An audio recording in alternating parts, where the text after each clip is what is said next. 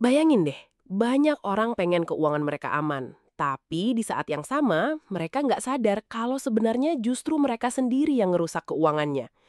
Bukan karena penghasilan kecil, tapi karena nggak bisa nahan diri buat bilang tunda dulu.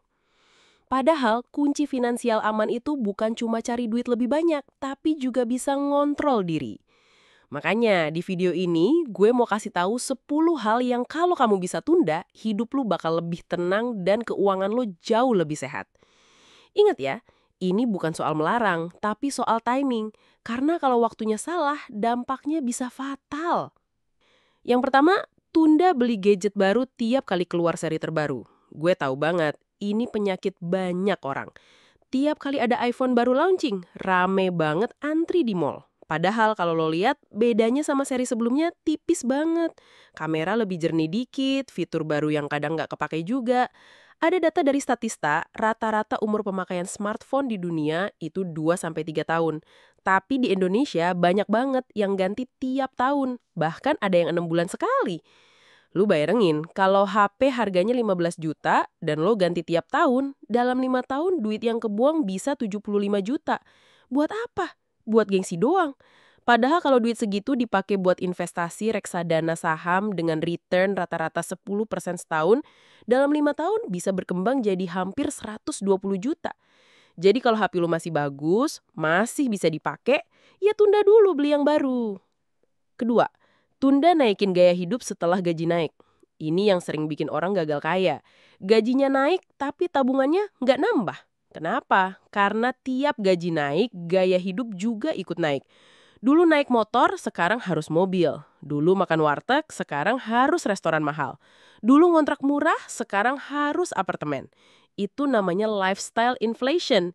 HBR atau Harvard Business Review pernah bahas kalau orang bisa nahan gaya hidup dan tetap hidup dengan standar lama meski gajinya naik, peluang dia cepat bebas finansial jauh lebih besar. Jadi kalau gaji naik, tahan dulu. Bedain antara butuh sama pamer. Ketiga, tunda menikah terlalu cepat tanpa persiapan finansial. Gue tahu ini agak sensitif, tapi realitanya banyak rumah tangga yang retak gara-gara duit. Data dari BPS nunjukin masalah ekonomi jadi salah satu penyebab tertinggi perceraian di Indonesia. Nikah itu butuh persiapan, bukan cuma modal nekat. Lu nggak harus kaya raya dulu buat nikah, tapi setidaknya ada tabungan, ada penghasilan stabil, ada rencana jelas. Banyak pasangan yang nikah buru-buru akhirnya stres berat karena keuangan berantakan. Jadi kalau lo masih belum siap, nggak ada salahnya nunda sebentar. Keempat, tunda cicilan konsumtif jangka panjang. Contoh paling sering, kredit mobil baru padahal sebenarnya nggak butuh-butuh amat. Kalau memang buat kerja oke, tapi kalau cuma buat gaya, rugi banget. Mobil itu nilainya turun tiap tahun. Mobil 300 juta, 5 tahun lagi bisa tinggal 150 juta nilainya. Dan selama 5 tahun itu, lu masih harus mikirin cicilan, bunga, pajak, bensin, servis lagi. Jadi kalau masih bisa naik transportasi umum atau motor, kenapa harus maksa beli mobil baru? Tunda dulu sampai benar-benar mampu dan memang butuh. Kelima, tunda ikut-ikutan tren investasi yang nggak kamu pahami. Gue yakin, lu masih ingat pas 2021, kripto lagi booming banget. Banyak orang Indonesia langsung FOMO beli Bitcoin atau koin receh. Akhirnya nyangkut di harga tinggi. Coindesk ngelaporin jutaan investor retail rugi miliaran dolar gara-gara asal ikut-ikutan. Sama juga kayak saham gorengan. Kalau lu nggak ngerti, jangan maksa. Warren Buffett pernah bilang, jangan investasi di sesuatu yang nggak kamu pahami. Jadi kalau lagi rame, justru hati-hati. Lebih baik lu belajar dulu, baru masuk. Kalau enggak, tunda dulu. Keenam, tunda beli barang branded cuma buat gengsi. Nggak salah kok punya barang branded, tapi masalahnya banyak orang maksain diri. Rela nyicil demi beli tas atau sepatu mahal biar kelihatan keren. Ada survei dari Bank Indonesia tahun 2022 yang bilang konsumsi gaya hidup mewah anak muda di kota besar terus naik. Bahkan ada yang pakai kartu kredit buat beli barang fashion. Padahal kalau finansial lo belum stabil, beli barang branded itu sama aja ngerusak masa depan lo sendiri. Barang branded itu nilainya turun, kecuali lo kolektor jam tangan atau tas tertentu yang limited edition. Jadi kalau cuma buat gaya, ya mending ditunda. Ketujuh, Tunda renovasi rumah besar-besaran kalau belum siap. Gue sering lihat, orang baru punya rumah, masih KPR, tapi langsung renovasi gede-gedean biar kelihatan mewah. Akhirnya kejebak utang tambahan, cicilan makin berat, dan hidup jadi nggak tenang. Padahal rumah bisa direnovasi bertahap, sesuai kemampuan. Lo nggak harus langsung punya rumah yang Instagramable. Yang penting nyaman dulu.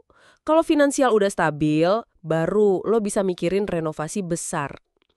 Kedelapan, tunda punya anak kalau kondisi finansial masih kacau. Ini juga sensitif, tapi realistis. Biaya membesarkan anak itu nggak main-main. Menurut BKKBN, biaya membesarkan anak sampai kuliah bisa miliaran rupiah. Dari biaya persalinan, susu, sekolah, sampai kuliah. Jadi kalau kondisi keuangan masih berantakan, punya anak terlalu cepat bisa bikin stres. Lagi-lagi, bukan berarti harus nunggu kaya raya dulu, tapi minimal ada tabungan, ada dana darurat, dan ada penghasilan stabil. Kesembilan, tunda resign kerja tetap hanya karena bosen tanpa persiapan. Banyak anak muda sekarang pengen resign karena pengen freedom, pengen jadi bos. Tapi realitanya bisnis itu keras. Data Kemenkov UKM bilang lebih dari 50% bisnis baru gagal dalam 5 tahun pertama.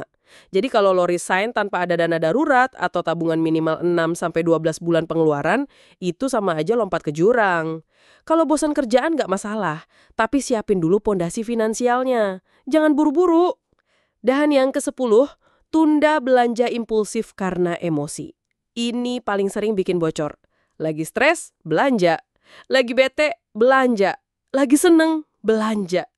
Psychology Today pernah nulis, orang yang sering belanja impulsif lebih susah nabung dan lebih rentan berutang.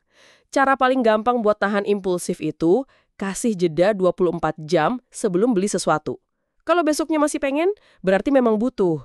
Kalau udah enggak, berarti cuma lapar mata. Jadi, kalau lo rangkum, ada 10 hal yang kalau lo bisa tunda, hidup lo bakal jauh lebih aman secara finansial. Dari mulai gadget baru, gaya hidup naik setelah gaji naik, nikah buru-buru, cicilan konsumtif, ikut-ikutan tren investasi, barang branded, renovasi rumah, punya anak buru-buru, sampai belanja impulsif. Intinya bukan melarang, tapi tahu kapan waktu yang tepat. Karena kesabaran itu kunci. Orang yang bisa nunda kepuasan sesaat biasanya punya masa depan finansial yang jauh lebih cerah. Nah sekarang gue mau lempar pertanyaan ke lo. Dari 10 hal tadi, yang paling susah banget lo tunda apa? Coba tulis di kolom komentar, biar kita bisa diskusi bareng.